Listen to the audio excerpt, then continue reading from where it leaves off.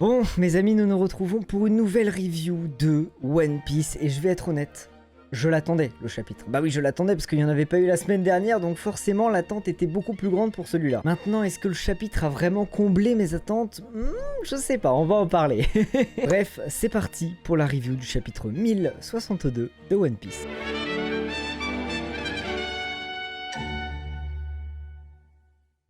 Alors honnêtement, c'est un bon chapitre, je l'ai bien aimé, mais ça reste un chapitre de fondation, un chapitre qui pose les bases pour le nouvel arc narratif. Ce n'est donc pas un chapitre dans lequel il se passe énormément de choses, puisque c'est un chapitre de mise en place en fait. Mais ça reste intéressant parce que c'est un chapitre qui va du coup nous donner un petit peu plus d'explications sur ce que va être le fil rouge de cet arc narratif. Et honnêtement, j'ai trop hâte. Alors la plus grosse information du chapitre, bah oui, c'est par rapport à Vegapunk. Alors en vérité, on l'avait un petit peu deviné dans le chapitre précédent et on en avait parlé d'ailleurs pendant la review. Oui, Vegapunk est bien divisé en plusieurs morceaux, en plusieurs personnages, en plusieurs personnalités. Il y a donc le Vegapunk original, qu'on n'a toujours pas vu, et d'autres Vegapunk qui sont du coup des robots, je suppose. Ces robots, qu'on appelle donc les satellites dans le chapitre, sont au nombre de 6, et ce qui est très intéressant, c'est que chaque robot a un peu un trait de caractère qui lui est attribué. Colère, sagesse, désir, bref, ils ont chacun leur attribut. Alors maintenant, est-ce que ça influence juste sur leur personnalité ou est-ce que ça influence aussi sur les pouvoirs de ces robots? Bah ça, on n'en sait un peu trop rien pour le moment. Et à mon avis, ça nous cache quelque chose, voilà, c'est pas juste un trait de caractère. Du coup, dans le chapitre précédent, on avait fait la rencontre de la numéro 2, à savoir Lilith, qui est du coup le satellite du mal. Donc, a priori, bah, elle aime faire mal aux gens, c'est pour ça qu'elle agresse les Mugiwara d'ailleurs. Dans le chapitre, on fait aussi la rencontre de Colère, la numéro 5, et en effet, elle a l'air d'être plutôt colérique. Et on a aussi une case, mais on ne le voit pas trop, sur le numéro 1, Logique. Il a l'air d'ailleurs d'être un petit peu le chef par rapport aux autres, en tout cas il a l'air de donner un peu des ordres à Lilith. Donc on verra est-ce qu'il y a vraiment une hiérarchie entre ces satellites ou pas. Un ordre de puissance aussi peut-être, on ne sait pas. En tout cas, truc ultra stylé, c'est le coup de pression que se prend Lilith par rapport à Zoro, j'ai surkiffé. J'ai trouvé ça vraiment incroyable. En fait, ce coup de pression que se prend Lilith par Zoro et par Robin d'ailleurs, bah en fait c'est ouf parce que ça montre à quel point les Mugiwara ont évolué. Et justement ça c'est un truc que j'ai toujours un petit peu reproché à One Piece parce que oui, malgré le fait qu'il y ait toujours des combats de plus en plus stylés, avec des ennemis de plus en plus puissants et donc forcément des power-up, des pouvoirs encore plus puissants qu'avant, etc.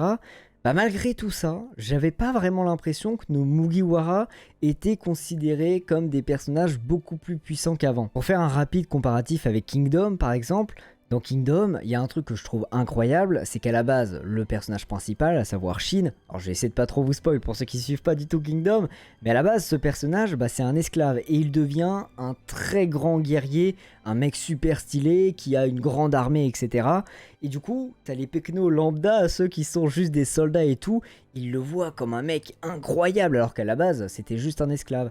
Et bah là, je trouvais que dans One Piece, ça manquait un peu de ça, c'est-à-dire que même si eh bien, ça devient de très grands pirates, bah, le pirate lambda, il était pas en mode ouais, ils sont trop forts, tu vois, non, on voit pas ça, et du coup, je trouvais ça dommage. Et du coup, je trouve que ce petit coup de pression qu'il y a dans ce chapitre, bah, ça montre à quel point nos Mugiwara ont évolué et à quel point ils sont puissants et respectés maintenant. Je sais pas si vous êtes d'accord avec moi par rapport à ça, mais moi, j'ai toujours eu cette petite impression. Bref, au-delà de ça, il y a quand même d'autres informations qui sont intéressantes dans ce chapitre. Allez, on va dire qu'il y en a 3 qui sont vraiment cool et dont on va parler. La première info, c'est bien sûr par rapport à Bonnie, on en avait parlé dans le chapitre précédent. Oui, son père a complètement été transformé par Vegapunk. Kuma est maintenant un robot totalement vide qui sonne creux, c'est un personnage qui ne sait même plus qui il est, c'est quand même triste de ne même plus savoir qui il est. Il a eu un énorme lavage de cerveau, il a été retiré de son âme, en tout cas moi je pense qu'il y a un truc autour de ça, on en avait parlé d'ailleurs dans le chapitre précédent, donc je vais pas en reparler ici, mais je pense qu'il y a un truc et du coup on comprend à quel point Bonnie a envie de foutre une claque à Vegapunk. Et honnêtement, ça annonce une grosse bagarre et ça fait toujours plaisir. Et en plus de ça, Bonnie nous informe qu'elle a peut-être des infos à nous donner par rapport à Sabo,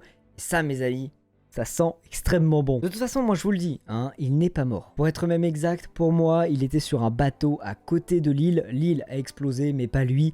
Mais il a vu l'explosion. Voilà, vous faites ce que vous voulez de cette information, vous y croyez pas. Moi, c'est ma petite théorie. Et je suis sûr qu'elle est vraie. Mis à part ça, autre très grosse information, c'est forcément dans les dernières pages qu'on apprend une information assez importante. Les assassins masqués qu'on n'avait pas vus depuis pas mal de temps, le CP0 est envoyé pour aller buter Vegapunk. Bizarre.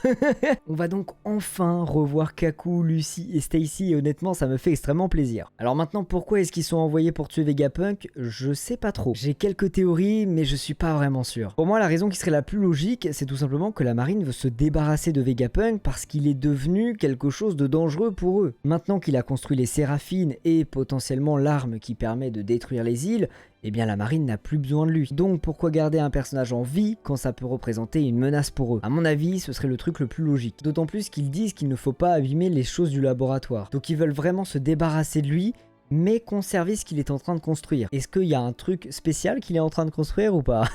Et d'ailleurs, en parlant des Séraphines, on en découvre un nouveau. On parlait de lui il y a quelques minutes, Kuma a maintenant un Séraphine. Il y a un Séraphine de Kuma. Donc oui, la théorie qui dit que tous les Séraphines sont des clones des Shichibukai commence à vraiment se confirmer. Et honnêtement, bah ça aussi ça annonce du lourd pour la suite. Parlons maintenant du troisième point, et le troisième point c'est plus une théorie, une idée qui montrerait encore une fois que la marine a de quoi avoir peur de Vegapunk. Vegapunk est un génie capable de se dupliquer, c'est un génie qui est capable de créer des clones des Shichibukai, mais c'est aussi un génie capable de créer des armes qui pourraient contrôler le pouvoir des amiraux. Et là vous vous demandez pourquoi je dis ça? Eh bien replongez-vous un petit peu dans le chapitre mes amis. Regardez attentivement ce qui va se passer avec Colère, la numéro 6 des Vegapunk. Elle dit posséder un point, une arme capable de tenir la lumière. Et la lumière, bah c'est marrant, mais moi ça me fait un petit peu penser à Kizaru quand même. Elle serait donc capable avec cette arme d'attraper Kizaru, un mec fait de lumière.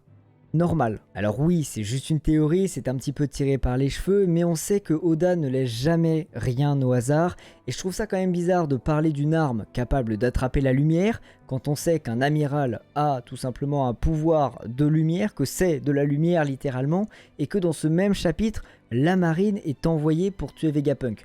Je sais pas, il y a un espèce de lien bizarre qui se fait. Je sais pas ce que vous en pensez, mais perso, je trouve ça louche. Bref, dans la globalité, c'était un chapitre très sympa. On a maintenant des pistes sur ce qui va se passer dans les prochains chapitres, et ça c'est très cool. On a aussi eu pas mal d'humour en vérité, avec Luffy et Chopper qui étaient à fond dans la bouffe dans le chapitre. C'était très sympa, donc honnêtement, chapitre cool, pas exceptionnel, mais sympathique. Il pose les bases pour l'arc narratif qui est en cours.